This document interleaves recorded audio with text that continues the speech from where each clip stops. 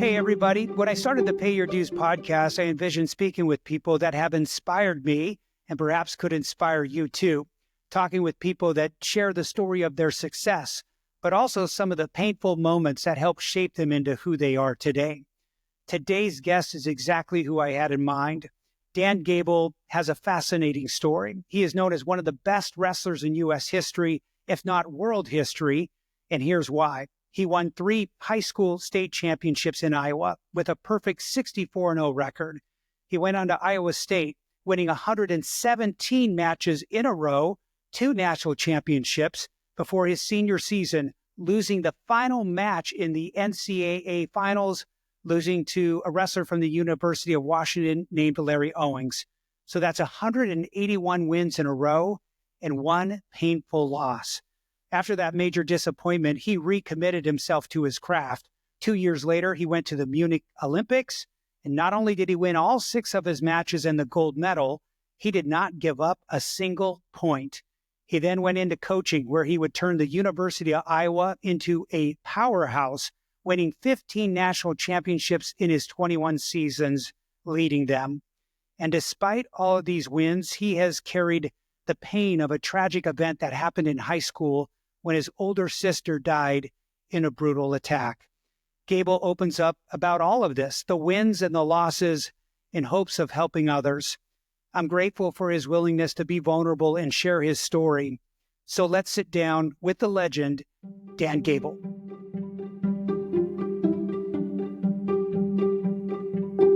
Dan Gable, thanks for jumping on. Appreciate the time today. Hey, this is what I do. I competed, then I competed some more as a professional, and most people, should think about that, because when they think about competition, they think about probably what they did in sports, but it's beyond sports. It's with your whole life, and I'm still competing, and the reason why is because obviously I made my mark in the sport of wrestling, and I'm very concerned about the sport of wrestling to the point that I want to make sure it stays there and grows. And we've always had a lot of issues. We're not soccer. We're not football. We're not basketball. We're one of those sports that, like a lot of them, if you don't have people in it for a lifetime, you have less of a chance to keep it around. It's everywhere in the world, but it doesn't always get the publicity, the good publicity that's needed. And we're an inside sport mostly, and so we're not going to have 110,000 people on an inside stadium. I mean, I don't know what the biggest stadium is, but Iowa sells out at 15,000. That's unbelievable, Yeah. but that's unusual. And so if every place had 15,000 across the world or in America in wrestling, I'd probably be not working at it as hard, even though it may need it.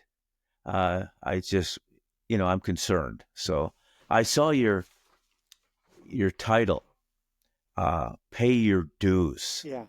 I know I'm getting carried away here, but that title, it resonates with me a lot. And because of that, I looked at it and I said, whoa, I love that title. Yeah. So you got me hooked right away just with 3 words, pay your dues. Because I believe I've probably been doing that as much as anybody in anything my whole life. Then when I looked and I saw from Washington, right? Yeah. Seattle area. And I said, whoa, oh my gosh. There's some history. I said, that's part of it. That's part of paying my dues. Yeah. And so and you were persistent a little bit.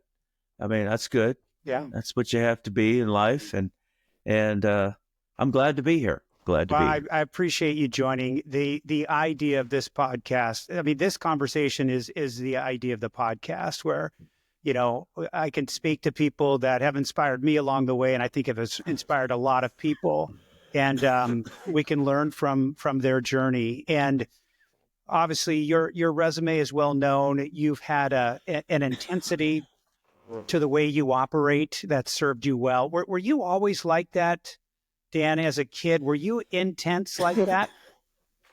Uh, yeah, I definitely were, but I was, and I still am. Uh, I think I got hooked by a family that put me in a YMCA early on. Excuse me. Go ahead. But I and I was in a town that was kind of I grew up in a town. It was kind of a rough town, and still is. Great town, Waterloo, Iowa. But and I just happened to be growing up at a time where, yeah,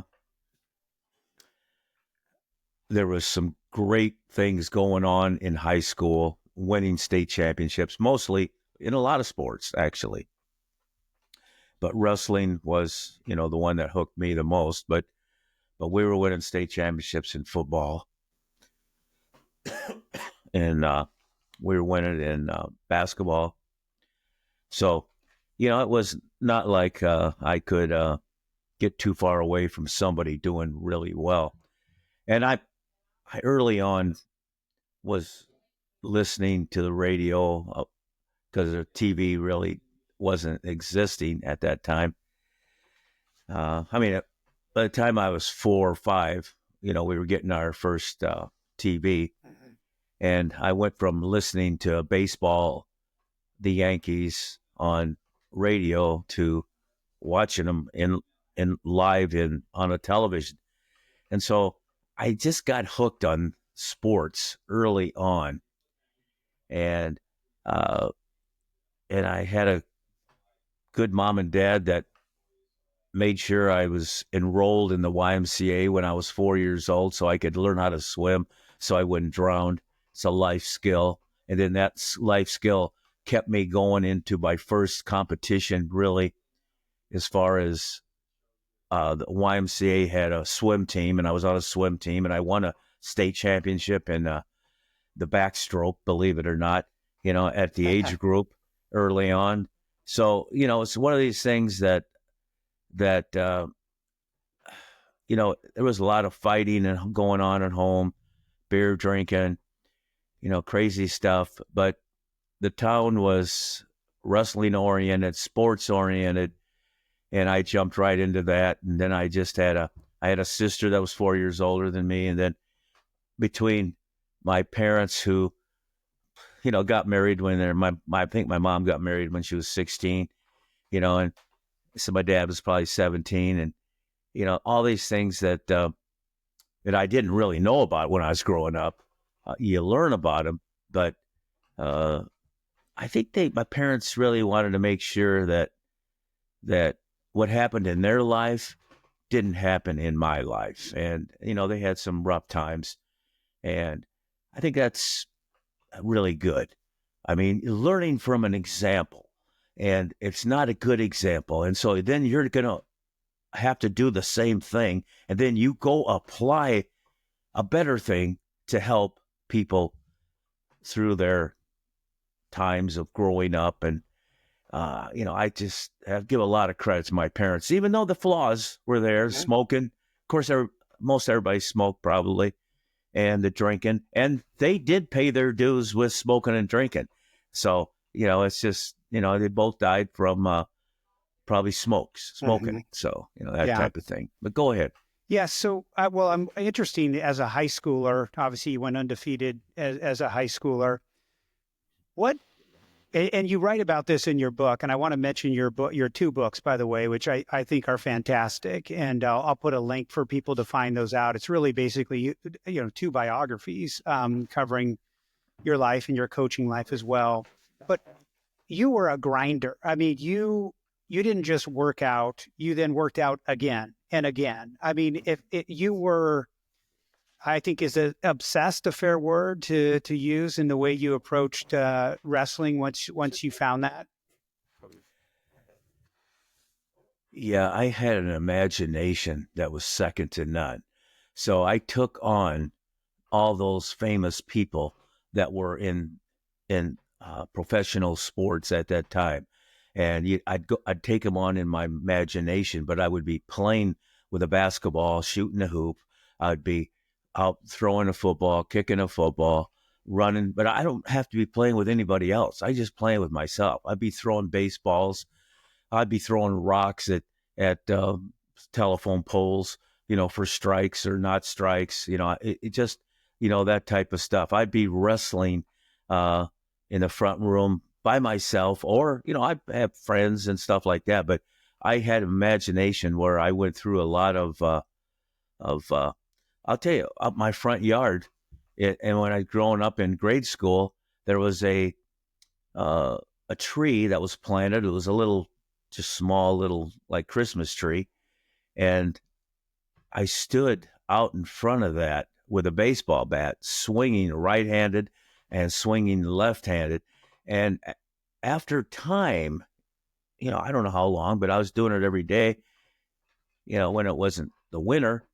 And all of a sudden there was a batting box there because I had stood on that grass and swung so many times that on both sides it was down to dirt. And basically that evergreen tree that was behind me that was only 4 or 5 foot tall was the catcher. And I was imagining swinging, hitting home runs, hitting line drives, that type of thing. I was a Mantle fan, a Yankee fan, Yogi Berra fan, Whitey Ford, all these guys that grew up in the Yankees. But I was always playing against them, even though they're my team. Mm-hmm. I was on another team, and being able to hit the ball hard and score and drive people in and strike Mantle out. Of course, Mantle struck out quite a few times, but he also hit lots of homers. He was my guy. Mm-hmm. I mean, I saw him bunt down first baseline, and the ball was rolling, and he was passing the ball, beating the ball there to the first base. That's pretty cool. That's when you learn how to do things really well. Is fantastic types of things that really happen in somebody's lives. I mean, it's like going out and getting a 10-second pin or just pinning 39 or 20, 34 people in a row in college. I pinned 34 people in a row in college. I mean, kids, they should look up to that type of stuff and want to beat that. And in their mind, they have the imagination. And when you're young and you take it on, by the time you're older, if you have that imagination and you apply the work ethic that's needed, you have a chance to break records. Records are meant to be broken. And even though I have a lot of records being broken right now, but I have a lot of records that are still yet to be broken. And so it's something that doesn't come easy. And that's why I like this podcast. It says, pay your dues. But what I really like about paying your dues is that, I mean, I'll take me for an example. When I was growing up, if I had a major injury, which, you don't want to have injuries, but if you're going to be in combat sports, or if you're going to be up to bat when the ball's coming in at 100 miles an hour, you just don't know what's going to happen. You got to be confident. You don't worry about that. Nowadays there's safety, but there's so many things that's different now than when I was growing up. And so you have even more of a chance to do things better without getting hurt or without doing something things, or you have just more advanced science. I mean, it's like, again, I'm a bionic man. And what do you mean by that? What do I mean? I mean, well, a lot of my parts in my body aren't mine. So, all of a sudden you wore them out. But why did you wear them out? Now you won't wear them out as much. And you say, well, well, you have to pay that kind of dues, pay that kind of price. Well, you do from the commitment point of view and from the everyday lifestyle. But there's a smarter way to do things now than there was, or a more well-known way, a more up-to-date way. So instead of running out on concrete, barefoot, or wrestling shoes, wrestling practice over, let's get some 100-yard sprints in, run out there, and you go outside of your, because I had a wrestling room in my basement, or a wrestling 12 by 12. And so I'd go out there and run sprints. Now you stop, you change your shoes, or you even run on a different surface. There's a lot of grass surface, for an example. But me, I was out there running on concrete in my wrestling shoes. Boom, boom, the joints hitting together. Right. And scientific, good coaches, it's just, you don't do that now. But at the same time, you say, well, that's tough guys do that. No. The smart guys and the tough guys will change their shoes, will put on a good pair of ASICs, go out there and run some sprints, and not run in those wrestling shoes that have no cushion. I got a cushion, in my shoes. So it's that simple. So the smart ones put a headgear on. The smart ones in wrestling put a mouthpiece in. I mean, they even have rules for that now, where they never used to have rules. So just if I took these things off, you could see I got cauliflower ears. Now, if you get a cauliflower ear during a practice and it doesn't go away, because you keep getting hit. So you wear your headgear, and now it hurts even with your headgear on. So you try to prevent all this stuff. So even though I would say, I could be a bionic man right now, I could have, with knowledge of today, prevented a lot of that. And that's real crucial. But you never take away the hard work. You add a little more smarter work. So the simple smarter work is change your shoes. Simple smart work is put a headgear on. Simple smart work, if you don't want your teeth knocked out in boxing or in wrestling, you put mouthpieces in. And you also learn how to wrestle too, because that's what you have to do to be in control. And when you're in control, you don't get hurt as much either. Yeah. Whether it's football, basketball, wrestling, there's a physical part to almost every sport. But there's also a mental part to it, right? And that's pay your dues with your mental approach. And I think reading your book and understanding your story, that's a differentiator for you. I mean, there was this focus that you had, and you faced your adversity that led to some of that probably and fed into that. But you had a focus like none other. And I think that was a big part of what drove you. Well, let me tell you, it's not going away either. Mm-hmm. It's still there right now. Mm-hmm. And that's why sometimes I catch a little hell when I'm getting interviewed, because, we might be the best wrestling team in the world right now from the United States of America point of view. But we didn't. Japan won the Olympics this year. So in freestyle wrestling, we also have Greco-Roman wrestling, and I don't know if we've only maybe won that once or twice in history. And so we're not the best, but we are one of the best, and we are probably as well known. And right now, it's pretty simple to understand why. Well, it's a little bit harder to understand why Japan all of a sudden jumped up there. They had been good, and they are good, but they hadn't been the best. Russia pretty much is the team that is year in, year out, the best wrestling team in the world. And then you have Iran. See, we're dealing with a couple of tough countries there. Mm-hmm. But then you have the United States, who's also wins once in a while, quite often. And we have some great coaches and leaders there as well. But if you look at history, and if you have 100 world championships, if one team wins 80 of them or 70 of them, that's pretty much domination. When I was coaching, out of the 21 years, we won the NCAA titles 15 of the 21 years. That's close to domination, And we won the Big Ten title 25 years in a row once. So that is domination. But perfection is domination. As soon as you don't have that perfection, that's 24 out of 25. It's close to perfect, but it's really good. So you can see how I think. And so I sometimes get criticized a little bit for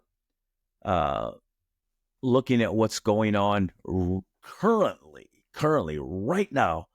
And even though it may look really good, there might be reasons why it looks really good. I mean, I'm sure Cael Sanderson right now is feeling pretty good. He just come off a Big Ten title and won fairly easily in wrestling, and he's been the team that's been dominating pretty good over the years. But I think if he looks at his team of 10 wrestlers, the ones that represented the whole team right now, I would say that he probably has some, not criticism, but he has room for going back and say, well, look, this guy was seeded number 1 and he didn't win. This guy was seeded number 2 and he didn't. He got 4. You know, it's, and they still got the national tournament coming up. So it's like, if you really want to stay consistent, you stay right on top of where you're at that particular moment, and you feed off that particular moment to make sure that if you have more to give, you'll have more to give.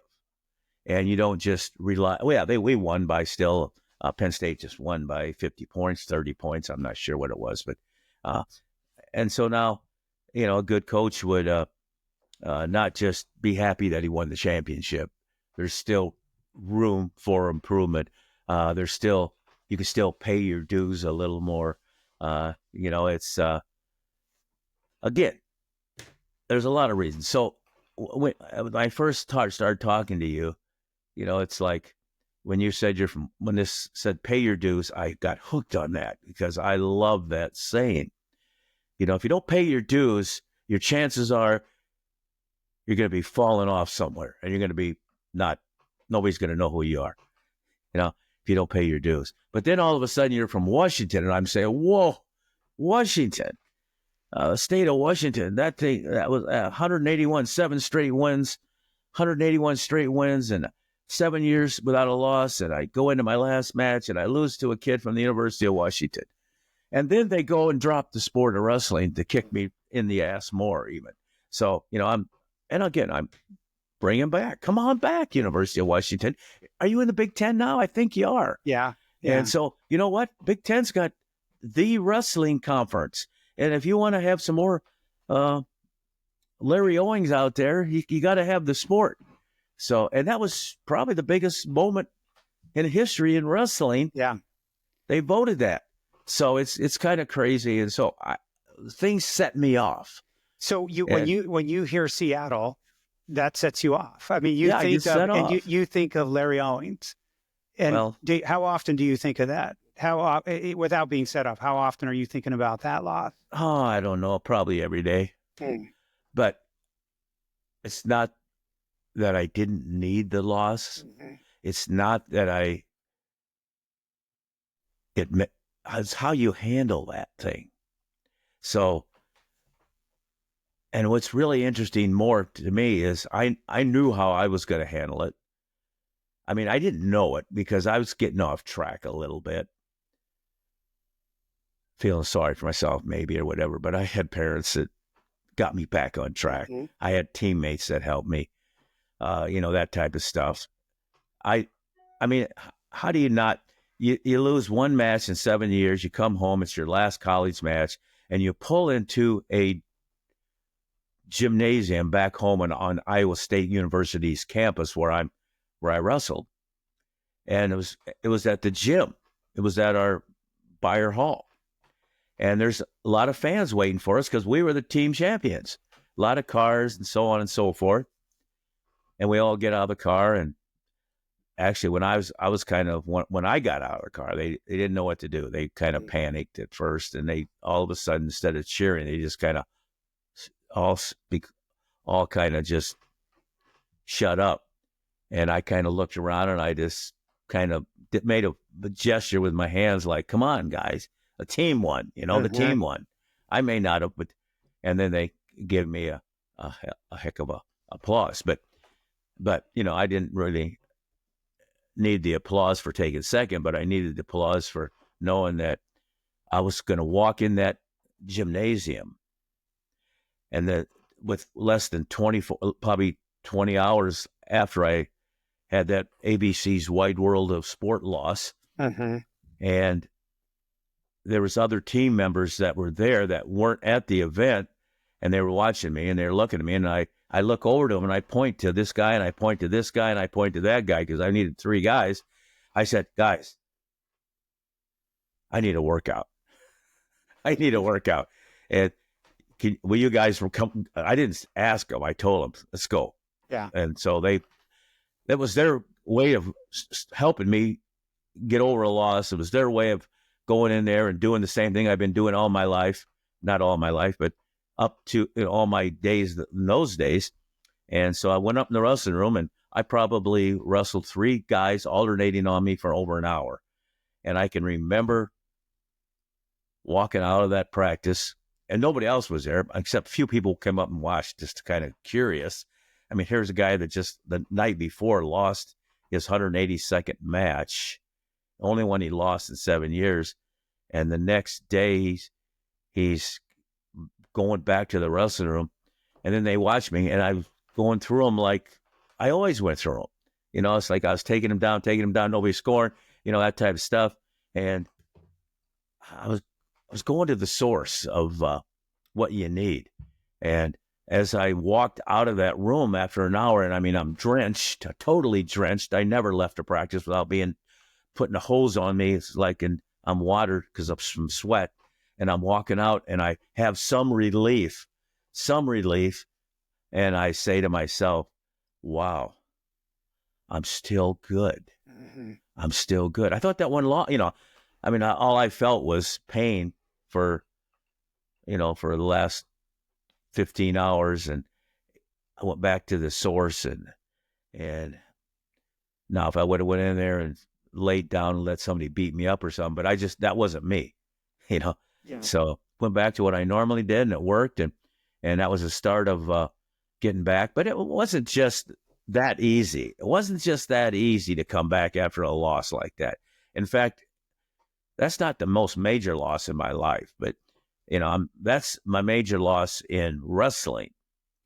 But you know, we'll talk about too. I had a sister that got murdered, so you know, that's probably the major loss in my life. But anyway, so and it was the end of the season.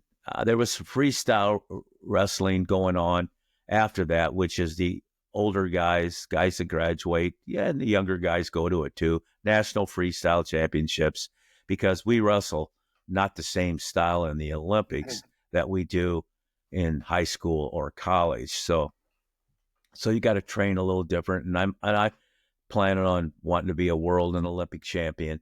And so in the off season, I was wrestling some, it's called freestyle wrestling, which is the Olympic wrestling. So, you know, I went to practice every day. I may not have stayed the 2 hours or the 3 hours normal at first, but you know, I was working my way through this, and normally I wouldn't, you know, drink beer or anything like that. I was 21 then, exactly 21, and but in the off season, I might have went out for 3 or 4 weekends after the wrestling season was over in the college season, and hung out with the guys and stuff like that, because it was pretty common for a lot of people to do that.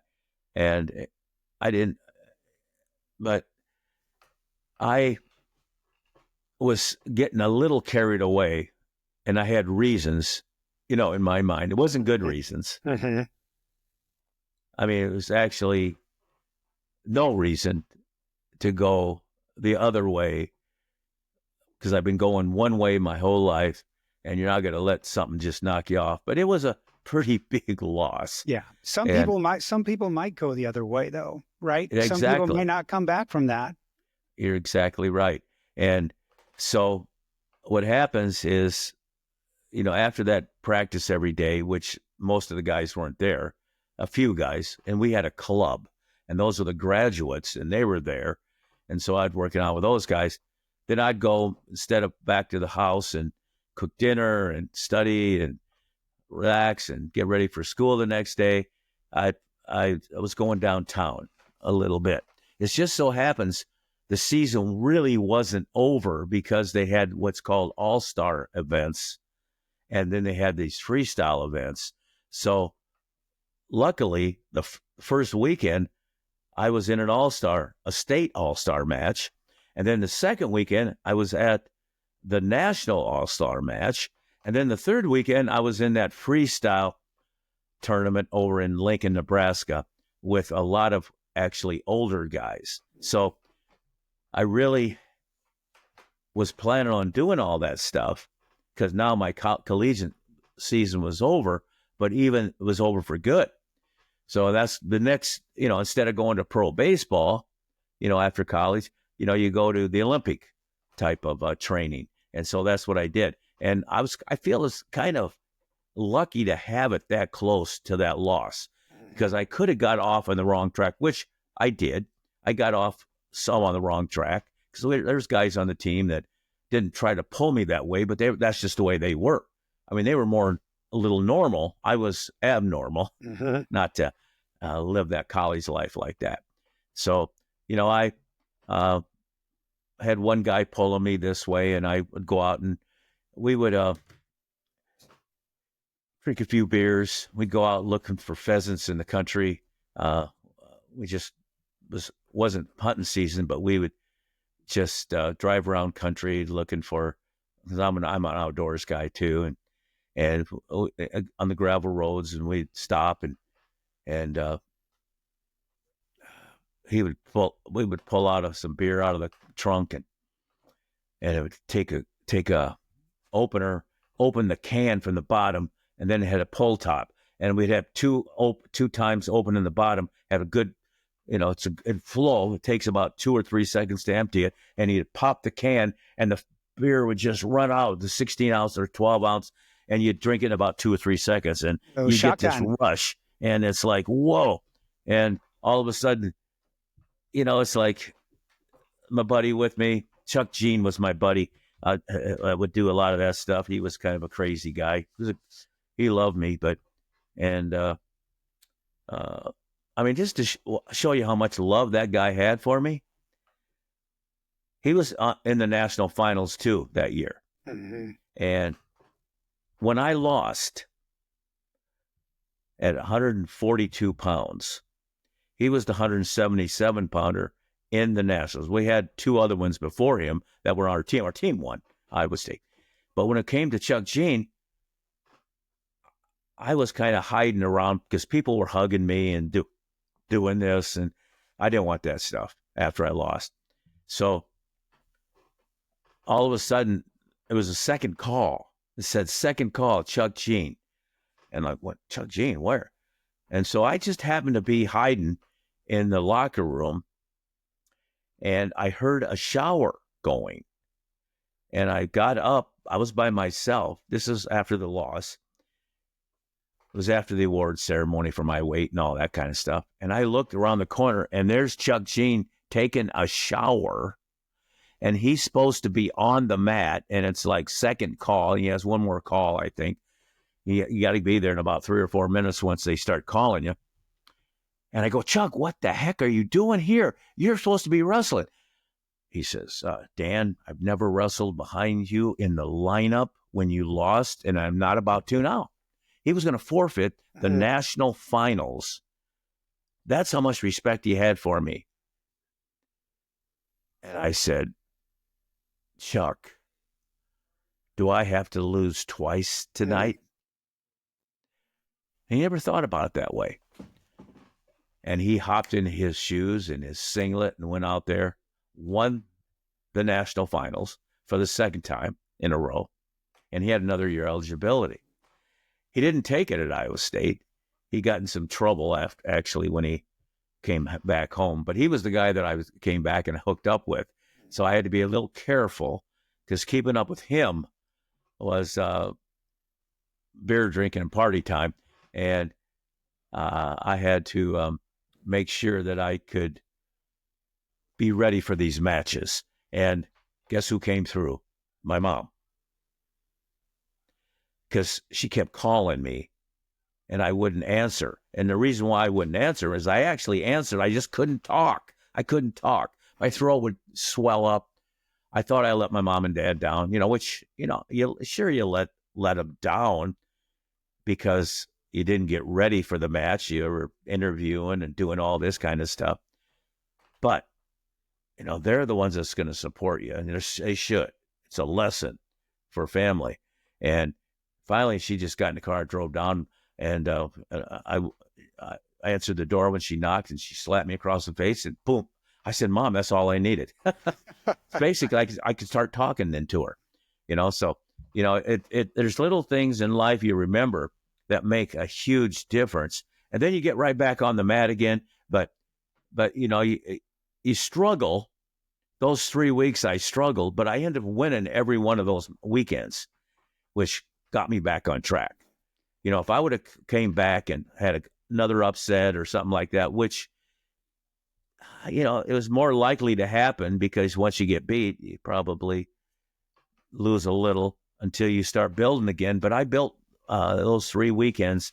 I was well on my way in about 3 weeks. Yeah. And it didn't take me long. I mean, it's not like I'm well on my way. I'm still upset with it, but sure. But it's basically, it had to happen to me to be able to dominate and win world and Olympic golds. Yeah.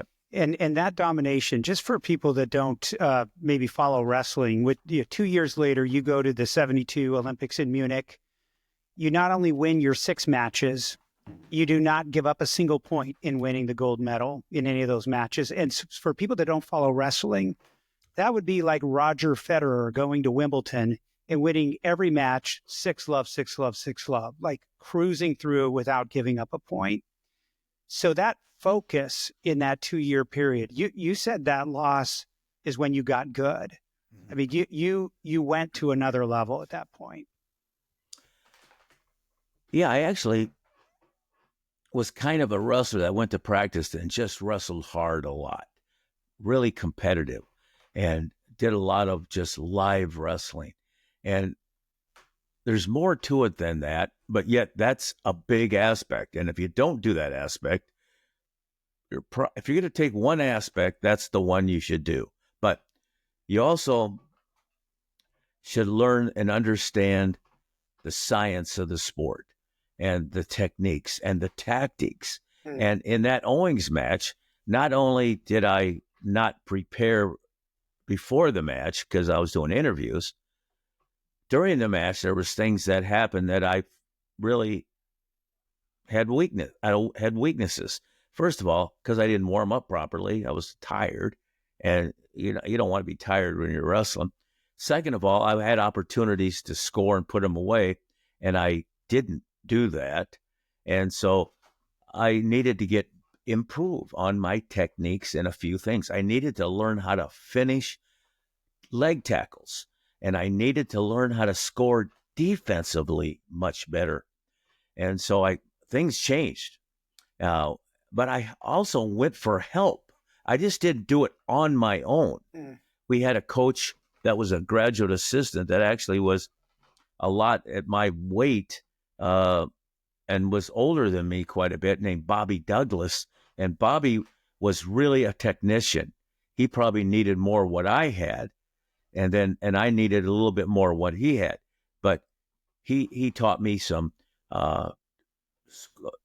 cutting the corner on leg tackles, getting away from the weight.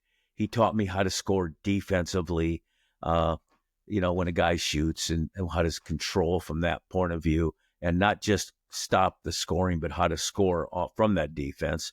And so, when you get to the point where when you can shoot and you can score, and then if your opponent shoots and then you can score, that's really an effective wrestler because you're going to score all the time.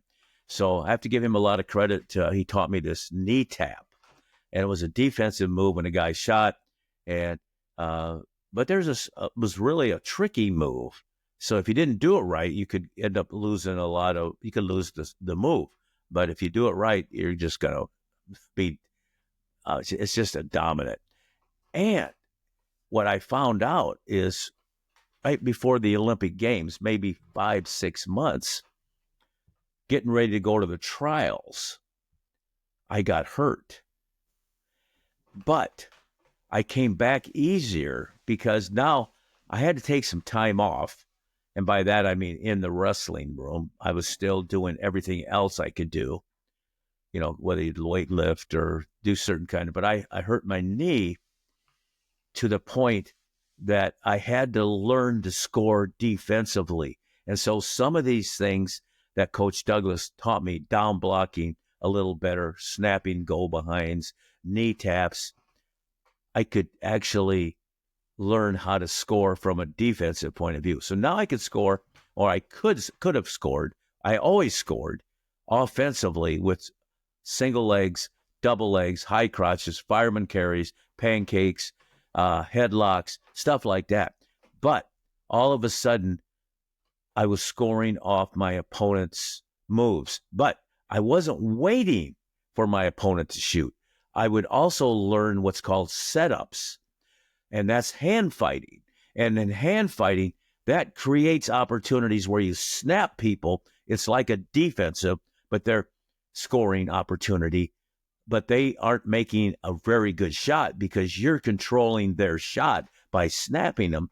And they're really off balance. They're going down to their knees. They're making bad shots. And so that defensive scoring really helped me. And so for about 3 months straight, when I was having a bad knee, I had that opportunity to stay healthy too, because I wasn't letting people in on me, getting hurt and stuff like that. And so by the time the Olympics came, I had my offense back. And so I could do offense, but now I could score defensively. And that's where that domination came in, both ways. And I don't know why it took an injury or why it took, that, but I guess sometimes you're forced into learning something if you believe what you are hearing. And I really wasn't forced. I actually probably was, because I was such an offensive wrestler that I really didn't know how to score defensively. And so, I think it's really important for all sports to look at and analyze that. I mean, it's just like when somebody's dribbling a basketball, and if you steal the basketball, that's a defensive tactic that leads to offensive scoring. So, it's just like in football. When the quarterback throws a pass and there's an interception, or if somebody's carrying the ball and the ball is fumbled and you pick it up. These are defensive scoring opportunities, which when I went to the trials to make the team, I didn't have my offense back yet because my knee was still hurt, but I couldn't not go to these trials because otherwise I'd have to miss the whole trials and I wouldn't be an Olympic candidate. So when I went to the trials in the pre-finals, because we had some tournaments, I went to those pre-tournaments before the final trials. I can remember wrestling 6 guys, and I think I scored every one of them defensively. And we had a wrestling saying that was the best offense is a good defense. I remember that poster on our wall. Right. But the best defense is scoring off that defense too. Yeah. Because when you come out and you knock the ball down in a football game, that's great. But if you catch it and run it for a touchdown, that's even greater. So what I really learned to do was to score. Not to get scored upon first, second to score. But when you score, it's that much better. So it all came together. You developed these other skills at the Olympics and dominated. I heard you say, I think you threw your gold medal just in your gym bag and you thought you lost it for a minute there. What What was the moment like on the stand, when they're playing the national anthem? What was going through your head? Well, it was unbelievable because there's so much that happened in my life. I mean, it goes back to my sophomore year in high school when a classmate in my homeroom said something to me, which I had a sister that was already graduated from high school, because I was 10th grade in high school, started in 10th grade that time, 10th, 11th, 12th. So I never was in school with her. But she graduated from the same high school, and she's already out for a year. And this classmate, who was kind of a different guy than me, but lived in the neighborhood, he asked me a question. He said something about my sister, and kind of caught me off guard. And I said, "What?" And he said, "I think your sister, is kind of like, yeah, I'd really like to, here a guy was my grade. I'm 4 years younger than her, and I think he might have been a little older just because he might have set back in school a little bit, and he was a neighbor, and he had said something that was like, whoa." I said, "I don't know, why are you asking me this," or something. So I just kind of ignored it, but I was going to go home and say something to my family about it. And when they were in a fight, my mom and dad, not fist fight right then. I mean, I've seen that before, but it was verbal. And so I just kind of went to my room and kind of cooled down. And then all of a sudden, I just let it go. I mean, and what's unbelievable was within 2 or 3 weeks from that point in time, this guy broke into our house when our family was gone, except for my sister was there. We were at a fishing cabin up about 2.5 hours away, and he killed her. He murdered her. And, she fought for her life, but she gave up her life. She could have gave in. I think he was there just for probably kind of what he said to me that day. He just was interested in her, but I just thought it was a joke. And it was something that has been stuck with me my whole life. And because of that, I'm probably over communicate. And my wife's always saying, "I don't need to hear that." But then I tell her, "Yeah, you do." And so we argue a little bit about me talking too much on something, but I talk things out a lot. And I know it goes back to that moment, because, whether it would have saved her life, hopefully, if I had communicated, but would have been the only chance, because a lot of things happen that maybe could have been different, but it's one of these things that you can't let it go. I mean, you got to use it for a purpose, and I've used it to help me in my life, whether it's communication or whether it's my 4 daughters that grew up and keeping track of this and that and knowing a lot, or it's just something that you use to help yourself. But you mentioned at the Olympic Games, when I was standing on that gold medal stand, that my sisters came up above that American flag. I mean, her head was right there looking at me, smiling, and I'll never forget it. And it's probably been the hardest. I mean, I talk about Larry Owings' loss, but you talk about a loss of life at that age of your sister, and in a way that you possibly could have stopped it. It's just, you got to use it for good purposes, and if you use it, if you don't take advantage of what took place in your life that's been negative, then you're really cutting yourself short a little bit.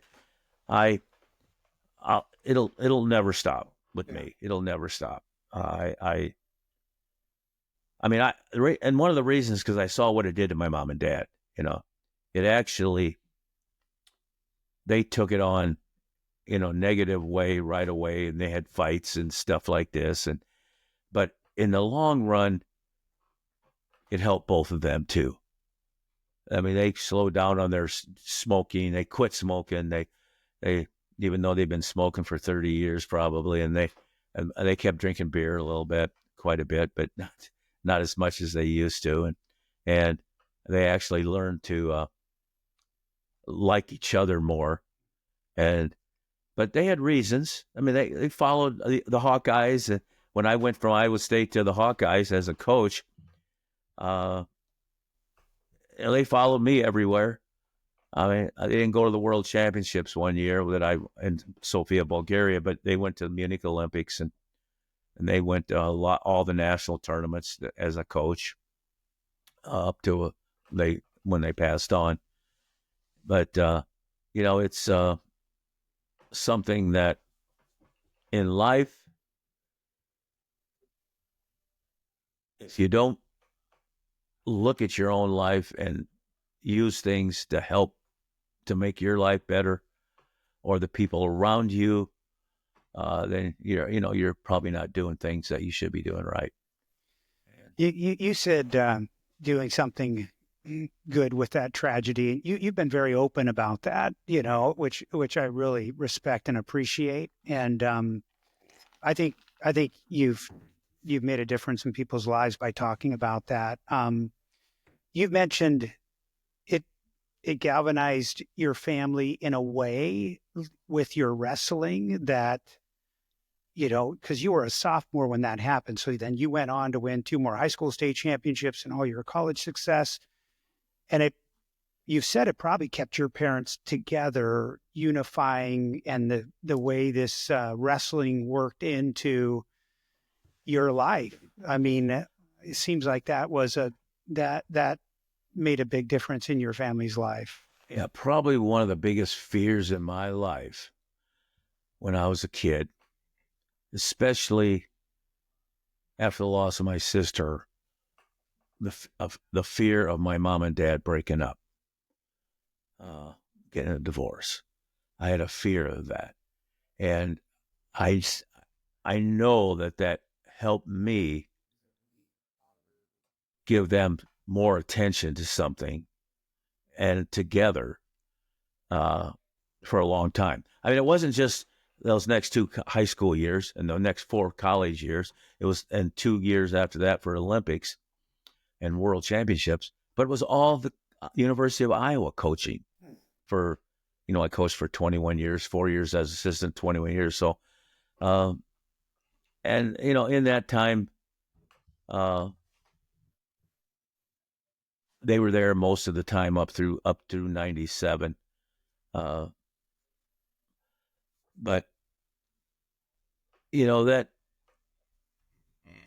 that brought them together. I mean, if kids can learn anything about helping parents, because parents are supposed to help kids, and if parents help kids should want to help their parents as they get older. But more than that, everything, you're having kids, and kids are seeing all this. And what's it doing? It's either going this direction, that direction, or no direction. And I really think my life has been one that helps people stay together. I mean, look at me. I'm almost on 51 years of marriage. I mean, that's a long time. I mean, I don't know how many people have done that. I mean, what the percentage is, but there are, and some people have gone a lot more, and I plan on going a lot more. But I'm a knock on wood, because as soon as you quit working on it, it becomes vulnerable, just like in an athletic loss. Mm-hmm. So one side or the other. And I think we both have worked pretty hard, and I don't think we're letting up too much. And if we do, we don't stay too long going the wrong direction. I mean, nothing's perfect in this earth anyway, and I think that's important, that faith. Yeah, We very haven't important. talked about that. Yeah. Well, I wonder about that. Your faith. I mean, did you lean on faith in these I've leaned troubled on faith times? my whole life, and I'm not about to let up. And Good. I'm lucky, and I hate the word luck because I don't like luck, but I'm lucky to have these brothers named Peterson brothers from Wisconsin, who I helped them in their wrestling, but then they've helped me in my faith. Right on my phone right now, I have several sermons this week from one of them, Ben Peterson. They're both kind of ministers, and what they deal with athletes in action a lot, and they're coaches, wrestling coaches, and they give me all this credit for helping them become world and Olympic champions and national champions and so on and so forth, because they weren't that great of wrestlers at the beginning. They weren't state champions and stuff like that, but which gives a lot of people a lot of hope and credit out there for their own future.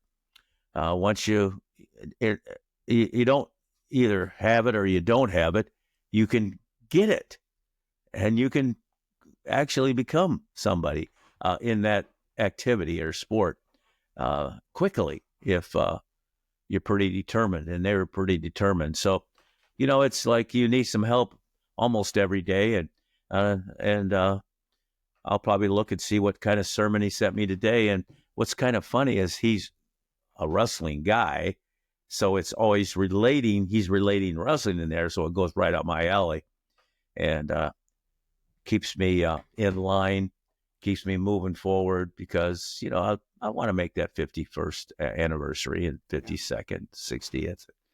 So You've gone on to have a huge impact. I mean, you've got these two careers, one as a wrestler and then one as a coach, and they're just equally impressive. How did you identify the wrestlers you wanted to recruit? Because as dominant as Iowa was, they probably all were state champs. So what were you looking for? Well, actually, you learn, because at first I didn't know any difference than just what the hard work ethic and getting the kid that buys into that, and that's how we built it mostly, from the ground up.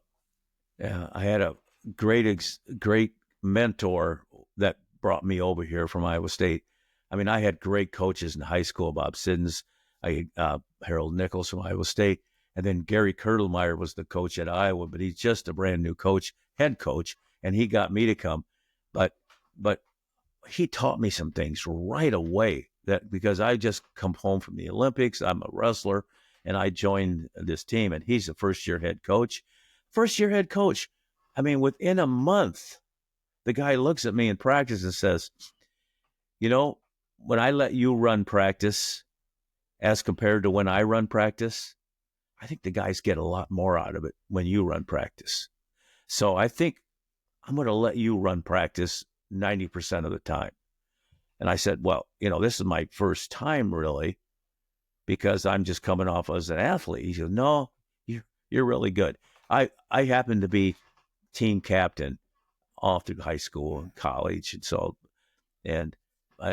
most of the Olympic team people actually on the team probably looked at the work ethic and looked at what I was doing and probably helped them a little bit. But no, it was, again, really valuable that I had a guy that put me in my strengths, and he kept his strengths, which were off the mat, but he taught me those off the mat strengths. I taught him some on the mat strengths, but he was kind of he didn't need on the mat as much because he had me, and he was older than me, probably 10 years, and so he wasn't in his beginning. He'd already been around.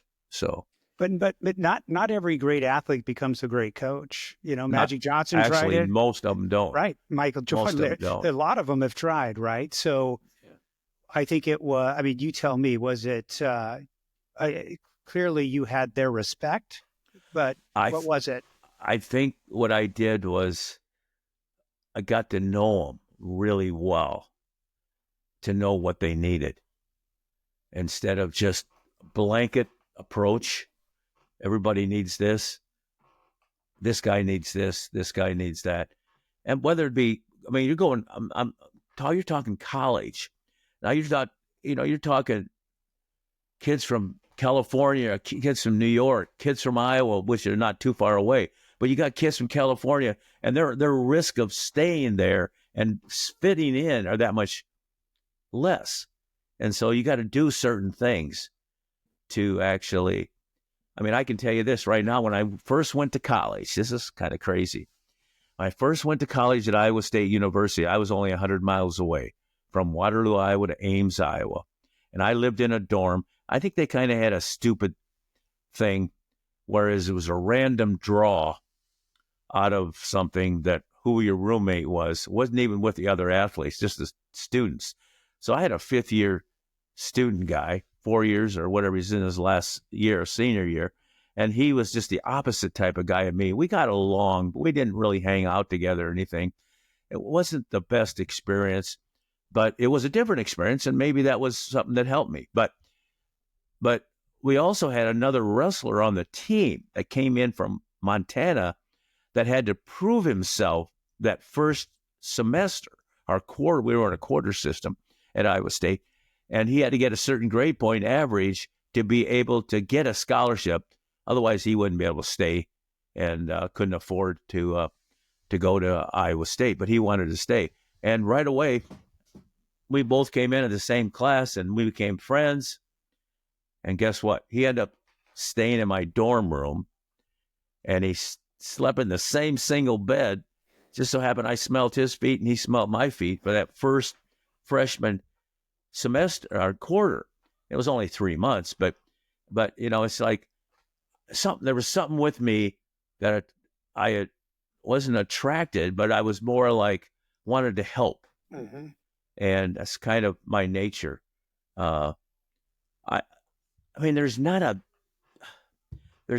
better than somebody getting their arm raised. Oh, yes, there is. Yes, there is.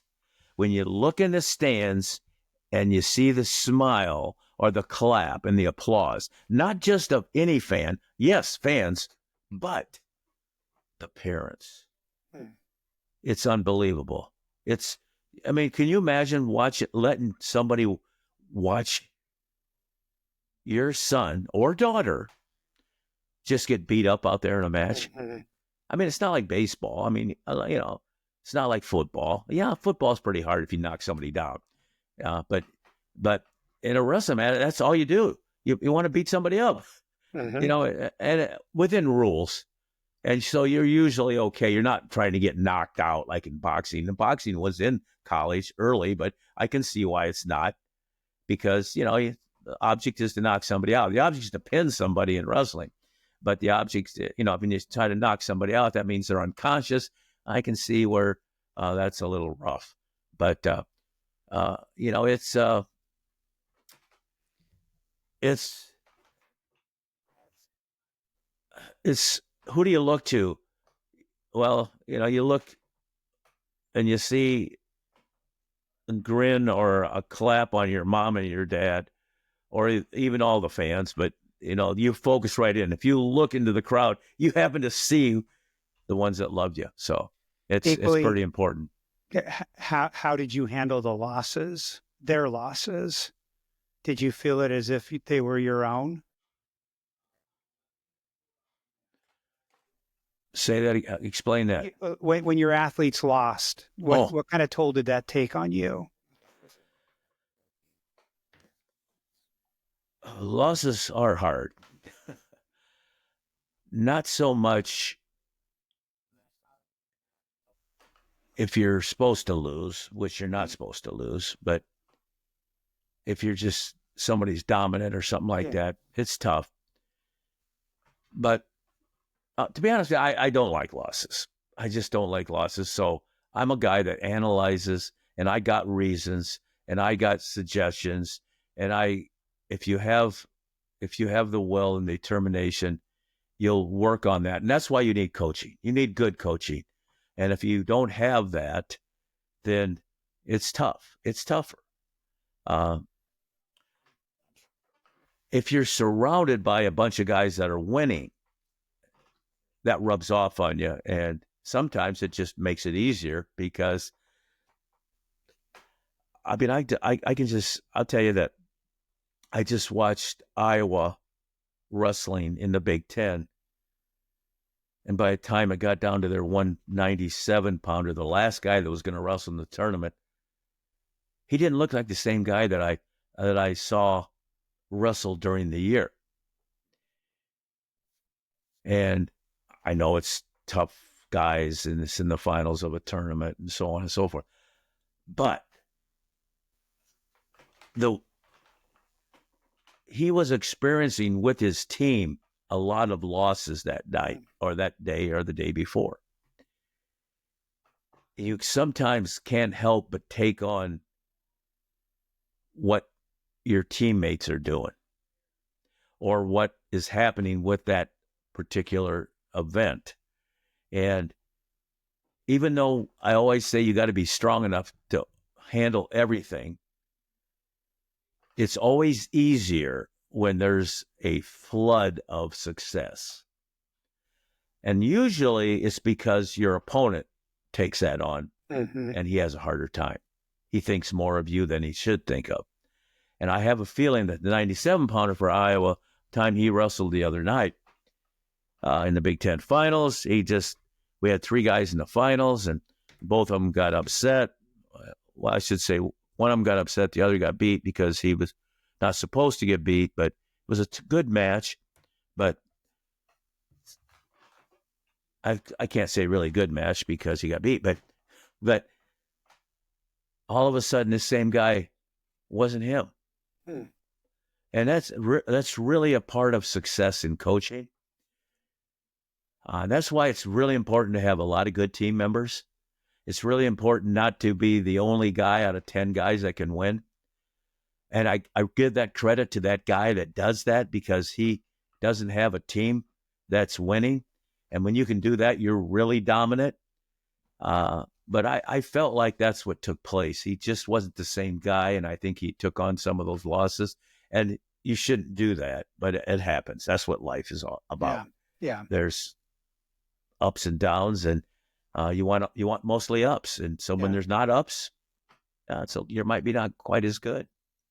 I think a great coaching story of yours that's in your book is a story of Barry Davis, which I'll just set it up, was a wrestler that as a sophomore went AWOL on you his right before the Big Ten championships. And that's such a pivotal moment in his life. Instead of he couldn't handle the pressure, he took off and you went after him. You went to track him down.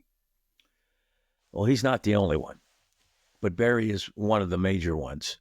Barry went on to win that year. He went on to win the next year and the next year. And then he went on to get a silver medal in the World Championships, and he got a silver medal in the Olympic Games. So, things tie into things. But Barry had followed another previous wrestler. He left me a note saying goodbye on my locker, or his locker. And I had another wrestler do that to me. In fact, I had a couple, 3. But I wasn't just going to accept the note. I mean, because a guy wants to quit the day before you go to the Big Ten championships, and he's the number 1 seed on the Big Tens, and just because he was having a little trouble making weight, it wasn't. He had lost his mind or something, and so he just needed somebody to talk to him. But it was going to be difficult to find him because it's a last second thing. We're getting ready to leave to go to the Big Tens at the University of Michigan, and so I don't quit. And so the team went. They got in their plane. They drove to Cedar Rapids. I had the assistant coaches. They flew to Detroit, and then took a car in, I think, from there. But I stayed back. And it just so happens, besides understanding coaching, well, part of coaching is coming through with situations like this. And so I had watched a lot of TV, like solving mysteries and things like this. And so the first thing I did was I went for help. I was one guy. I needed to find this guy. How am I going to find this guy? Well, if you can call 10 people that know him, whoever they are, parents or girls or boys, and you got 10 people working, that's 10 times as much. So immediately I only had because I had to catch another plane in about 3 hours. There was another plane going to make the weigh-ins that day. Well, not for me, for him. So the note said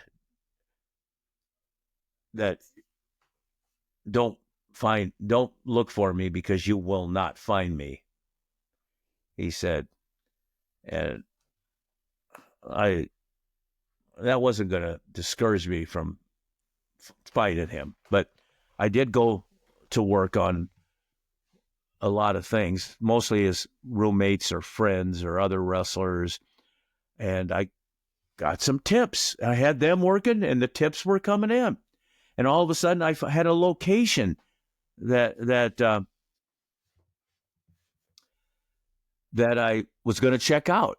And I got a little lucky, and I don't believe in luck, but because I did all this work in a short amount of time, I had 10 people working instead of me. All of a sudden I was at a pay telephone looking to find this address out. I didn't need the phone. I needed the telephone book. So I went to a pay telephone book in the Hy-Vee store, and I was looking in the phone book up this address because I knew it was out by the Hy-Vee. So I was within 4 or 5 blocks, but I didn't know the exact address.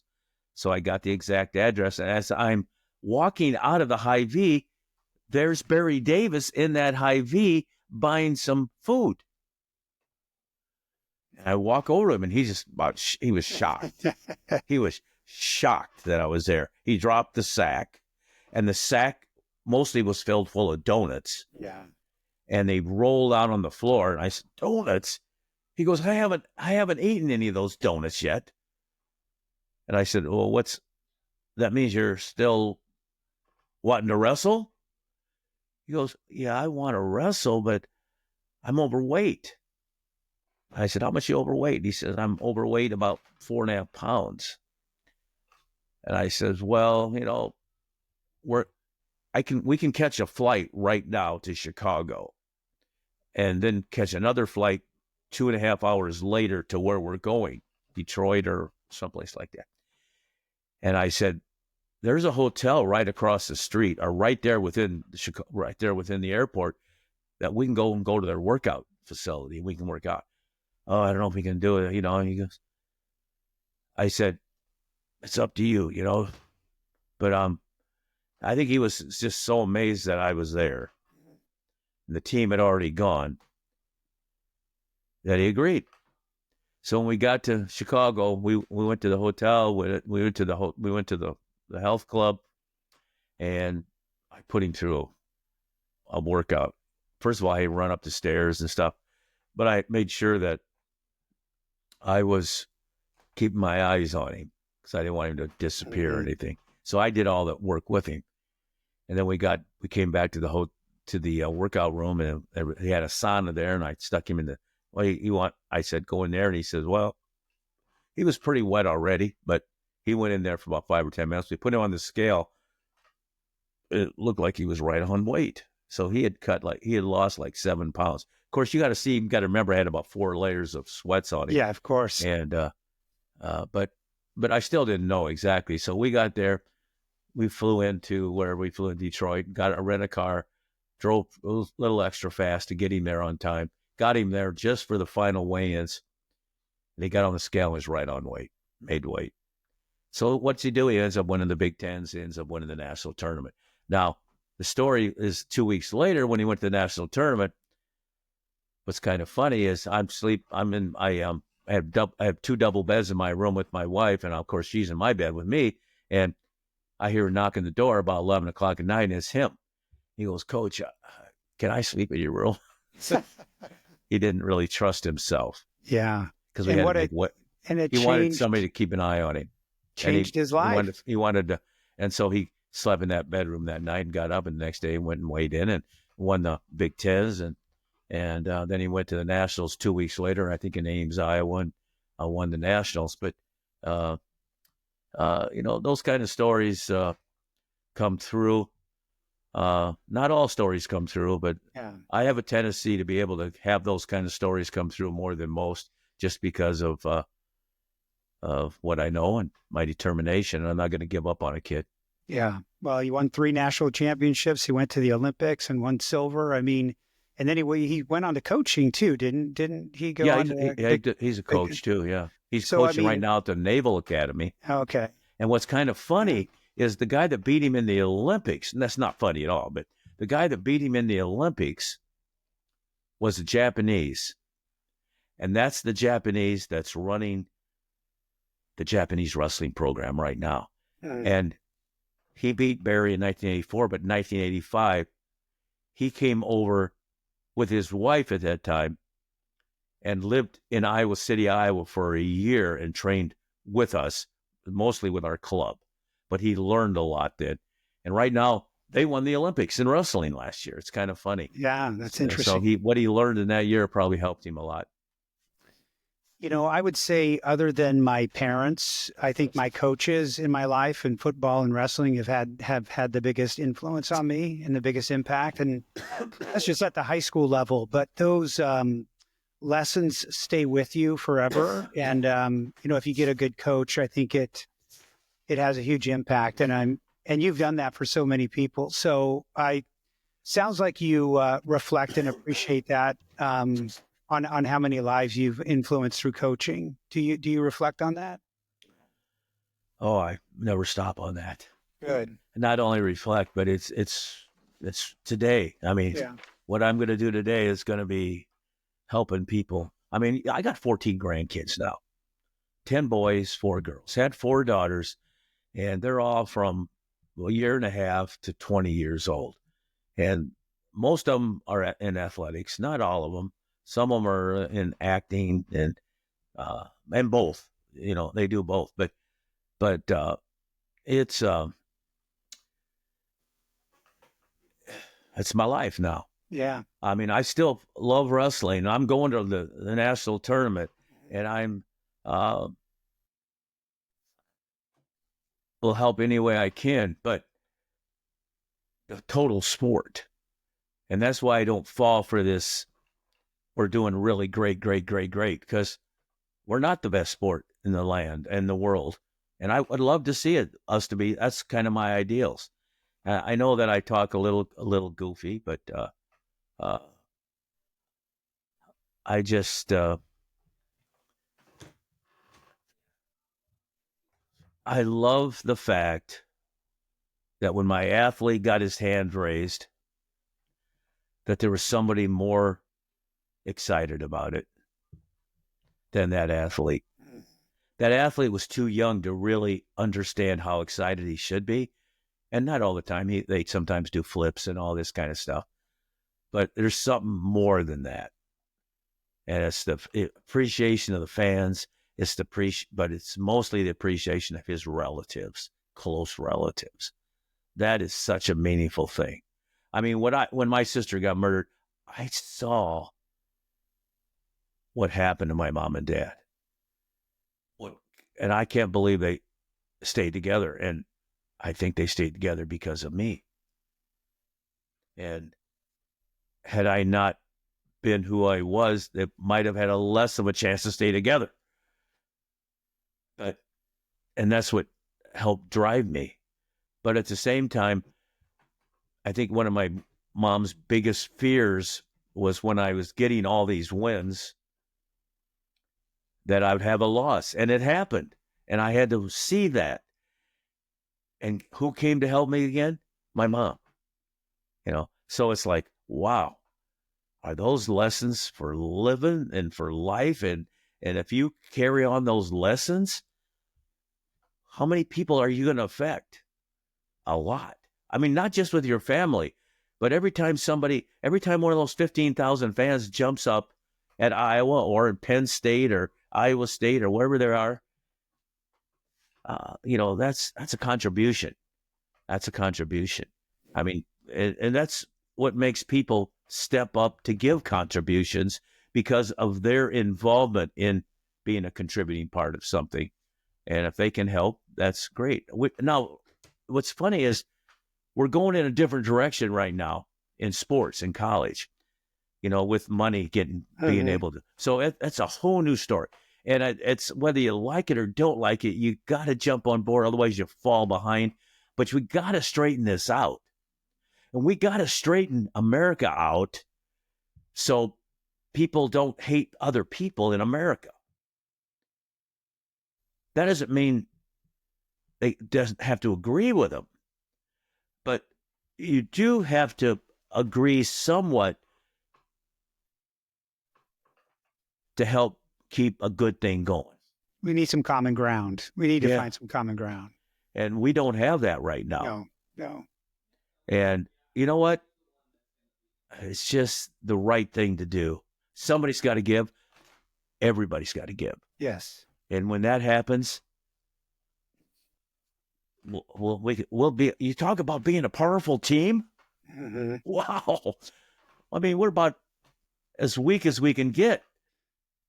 I mean, you can't have half and half and expect greatness. Yeah. Divided. Yeah. Divided leads to weakness, right?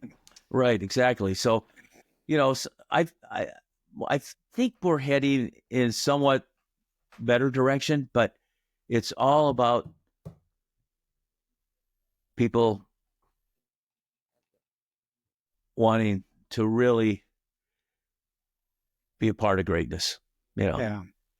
Well, Coach, we went longer than I promised you. Really? So, and How long did we go? I could go another hour, but I don't want to, keep you. I do want to say though, the fact that you share so much and you've done a lot of, great things in your life. I think you sharing your losses with people has had as much an effect as sharing the wins that you've had. Well, let me tell you, I got a lot more wins than I have losses, but the losses have been big losses. And so they don't stop ever either. But it's, if you continue to have just losses that are not going in any kind of good direction, then you gotta find losses that make you go in good direction. So that's why and I'll say this. I see once in a while a wrestler might come out for wrestling. He might lose 20 times in a row. But if he stays long enough to get a win, he'll have that feeling and understanding of how to. And, it's paying the dues. Is that the name of this? That's right. Yeah, paying the dues. Pay your dues. I've paid some dues in my life, but I've got a lot out of it too. And way more. I mean, even though they've been big losses, few and far between. I mean, every 7 to 10 years, I might have a loss, but I'm trying to eliminate that type of loss. But sometimes they happen. And sometimes you get off track, and people do get off track. But if you stay on track as good as you can, and if you have a strong belief, I feel like, and a bond, if you have a partner, my wife, my daughters and their kids, I just have a lot going for me, and I don't want to lose it. So instead of worrying about it, I'm not worried about it. I just keep continuing to make accomplishments. I mean, your work ethic is also a very important value, and it's got to be a good work ethic. And just like you, this isn't your full-time job. I know. I read you're another guy. What do you do? Well, I'm in real Businessman. estate. Yeah, business, media. Yeah, both. Yeah, a cross-country coach. Yes. I mean, cross-country is tough. I mean, if wrestling's tough too, but cross-country is tough. I mean, there's some sports that are more smart. I mean, baseball's tough, but not as much as being smart, I think. And football's both ways. Wrestling's both ways. I mean, you got to. I mean,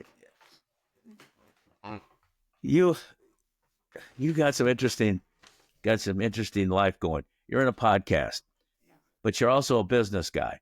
Yes. And you're also a media person, and you're a coach. And a so coach and a runner. You're a man of all trades. Well, the wrestling gave me a taste of running, and then I got into running after high school. And you know what I mean? I mean, you do so much of that grind. They called me I'm going to tell you one thing. I'm going to disagree with you. I'm okay with it.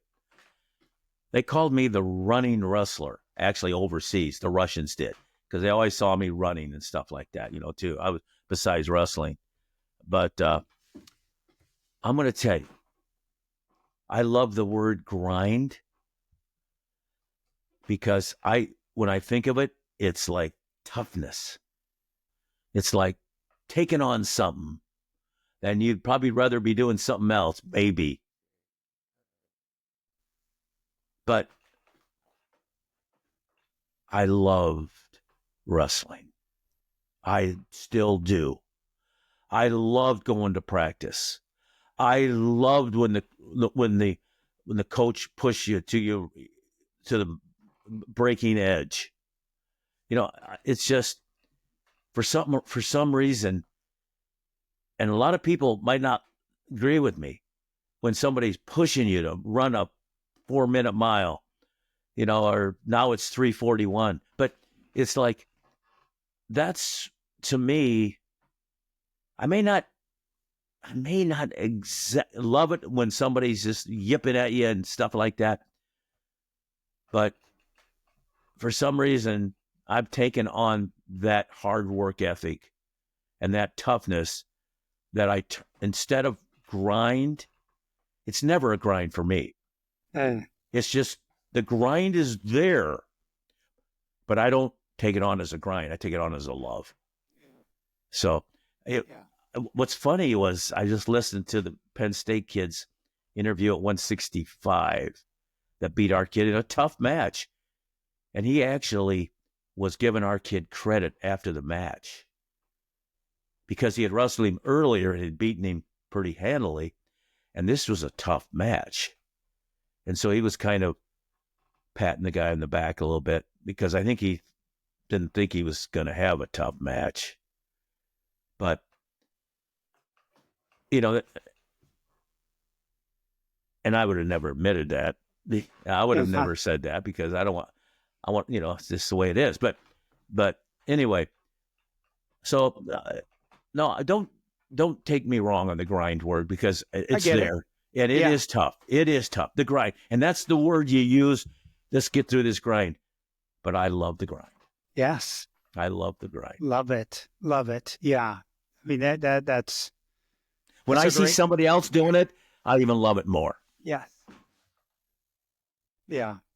Well, that's what made you special. I mean, it really is. And that's, we celebrate that. So, Coach, I really appreciate you taking the time. I know you still get asked to do things like this, and I think it's great that you do, because your message is important and people can learn from it. So, appreciate you being here, and just want to pay your dues. It works out in the end, even though I know that if I get a new knee, my left knee, it's going to be much easier than my right knee, because it was 2 years ago. When I did my knee 2 years ago, it was a little painful. But this one, they had me in and out in 5 hours. They'll have me in and out in about an hour now, doing my other knee, 2 hours. So, things are getting better. Yeah. Things are getting better. So Awesome. I'm feeling pretty good, actually. You're still going. Yeah. Yeah. Good. Well, thanks for being here, Coach. I will put the links of your books into the notes here so people can find it. It's a great read. And it's a Wrestling Life 1 and a Wrestling Life 2. And I know I need to make a Wrestling Life 3 because I've been out of coaching for quite a while now. And it's kind of like life after coaching, but it's that would probably be a good book for people. Yeah. Life There'll be an after audience your for it. life. Yeah. There'll be an audience for it too. Yeah. Yeah. All right, Coach. All right. Thanks for thank being you. here. Take care. Appreciate you. All right.